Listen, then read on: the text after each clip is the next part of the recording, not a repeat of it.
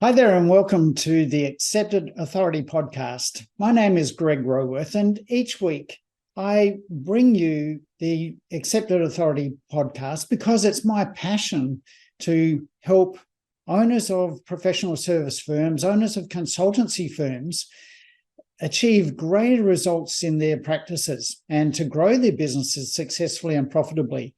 And one of the ways that I've found that is probably the most effective strategy in helping to grow your business and helping to attract potentially ideal clients consistently and predictably is through the strategy of being the accepted authority or authority positioning. Now, in today's episode, I want to talk about who makes you the authority, who appoints you as an authority, because for many of us, the success of our business really depends on, are we seen as the authority in what we do, or are we just seen as one of the crowd? Are we seen as a commodity service? Do we provide a commodity service that is just the same as all our competitors? Hence, we have to submit our proposals and we have to hope that our price is good enough to be acceptable to the client, who will then agree to take us on and do the work. Now, that is not the position that is set up for success. That is a position that is set up for struggles, set up for frustration, set up for pain. But unfortunately, for many of us in the consultancy world, that's where we find ourselves. And I say we because before I discovered the strategy of authority positioning, I was exactly in the same position. I was no different to anyone else.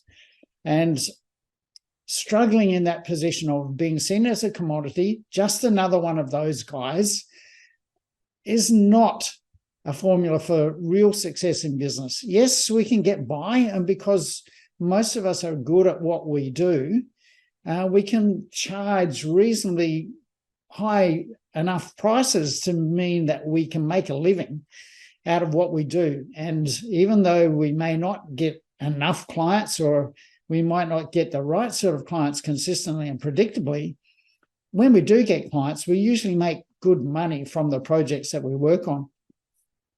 But how much different could it be if we didn't have to survive from one project to the next, or if we've got a team of people working with us that we're not always worried about whether we're going to be busy enough next month to keep everyone occupied and busy, if we don't have to worry about where our next projects are coming from, so that we always have a full pipeline, we always have a full book of work, and we're able to plan our business for growth rather than for survival. That is a position that I was able to change in my business. In the previous business that I ran successfully, starting from scratch, but within 7 years, growing a team of people around me, having a consistent and predictable pipeline of new opportunities coming through, and having those clients, those consultants busy with client work on a consistent and regular basis. And because of that formula, I was able to sell that business, just a walk in, walk out situation, basically. I didn't have to stick around like a lot of consultants are asked to do, for 3 years to make the transition or changeover, because my business was systemized, because my business was basically a business that ran by itself. It worked for me rather than me having to be the one that made it work. And that's ultimately where we want to be in our business. And like my book here, Run Your Business on Autopilot, that is the formula for real success in any business, let alone a consultancy business. So how do we become the authority in our market? Or who actually appoints us as the authority in the market? Because obviously being the authority in the market means that we're seen as a leader. We're seen as a thought leader. We're seen as the prominent expert in our field. So, it can't be just us that claims that position, can it? Well, yes and no. We first have to believe that that's the position we can occupy and will occupy.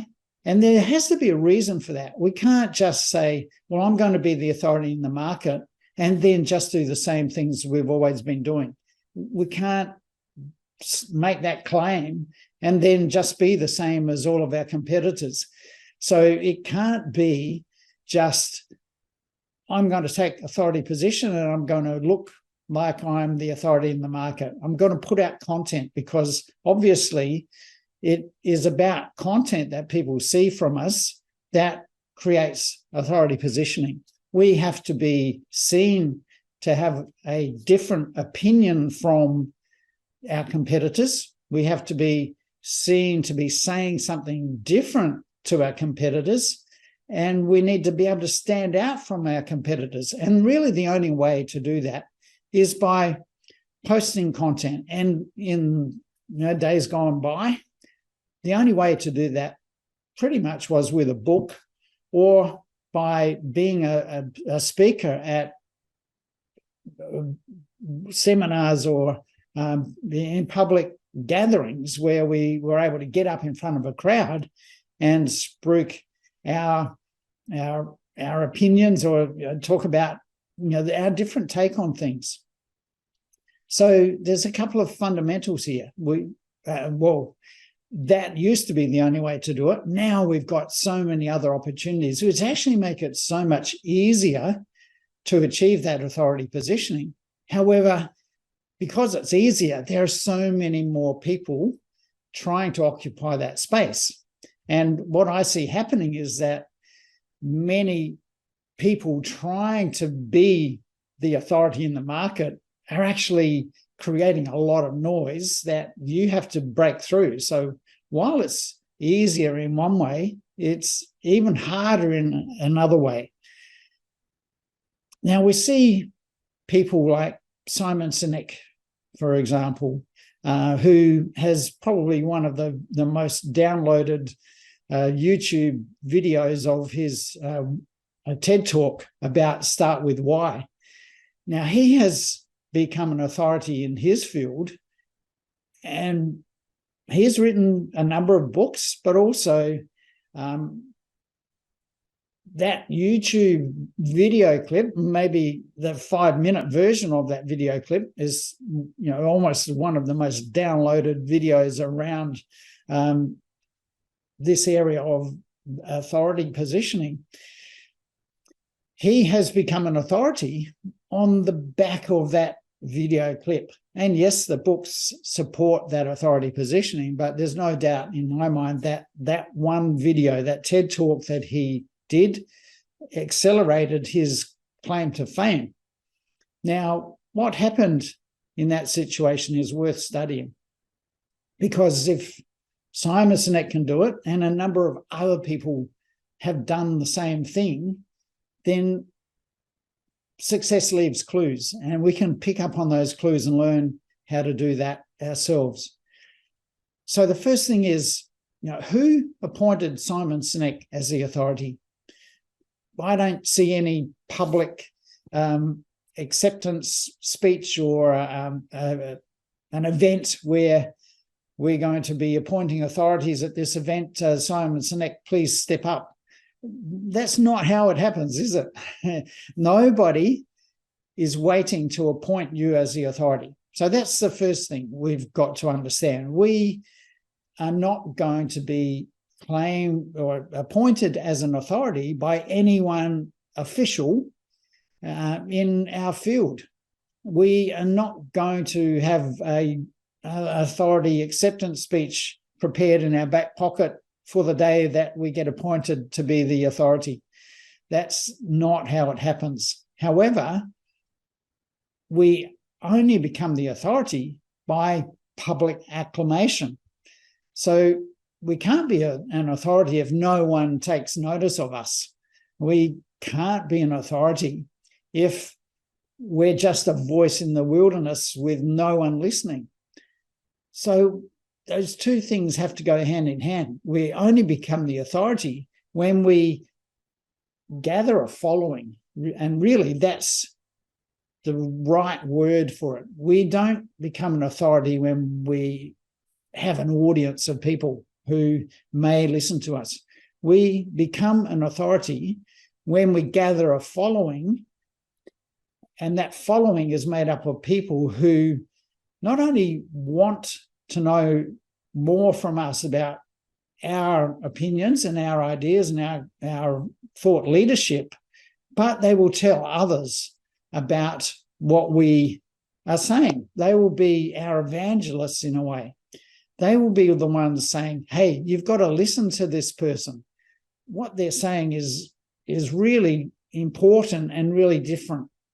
So two things there. It's got to be different, as we've established before. You can't be an authority if you're saying the same things as everybody else. It's got to be different, but it's also got to be important. And it's got to be important because it has an impact on people's lives or their businesses or the situation that they're in. So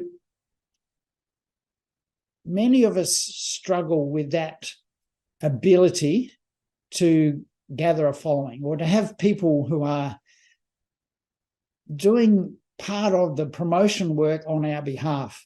Now, we're not talking about referrals here, and that's a different situation. We get referrals from doing good work and being referred to other people to do the same work.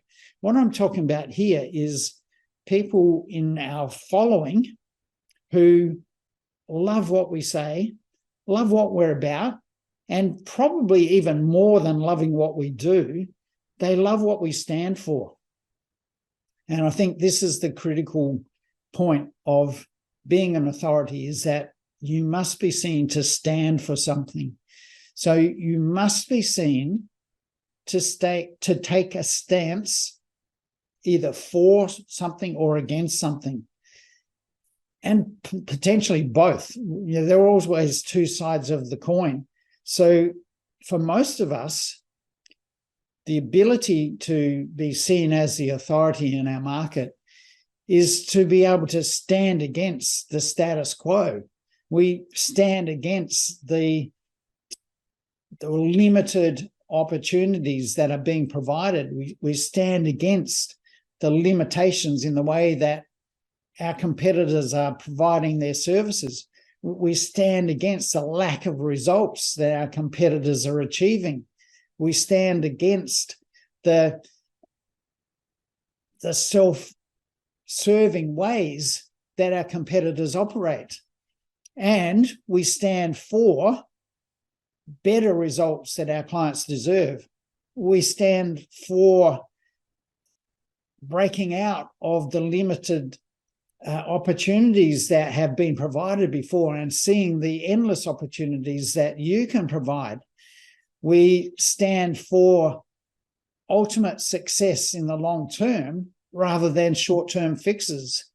We stand for our clients benefiting only when we only benefit when our clients are winning. We stand for making them the champions that we can provide the solutions for, and making it our number one priority to have an impact on our clients, not to make an income for ourselves. Yes, the income will come when our clients are winning, when we have a mass following of winning clients who are preaching about what we have done for them, then there's no doubt that we are seen as the authority. There's no doubt that the income will exceed the normal sort of income that we might be used to. So taking a stance, standing for something, standing against something, standing for something, is the critical element I see as being the authority in your market. Now, many of us suffer from what's called imposter syndrome. We think, well, who am I to say these things? Why would anyone listen to me? What have I got to offer? What have I got to be an authority? And they're all legitimate questions. And I think they're healthy questions to have, because if you didn't have those questions, you'd probably be an egotistical maniac. You'd think you're God's gift to anyone. And that's not really a healthy position to operate from. But if you have those doubts, if you have limited thoughts about your own capabilities, that is a healthy position to come from, because you can break through that. That's really just a surface level. Well, it's an about me feeling. It's I feel weak and miserable. No, we've got to be better than that. And I believe you are better than that. You are not that weak and miserable, self-focused person, because you care about your clients. And that's the reason you can get beyond that, because you know how to get your clients better results than your competitors can get. You know there's a better way.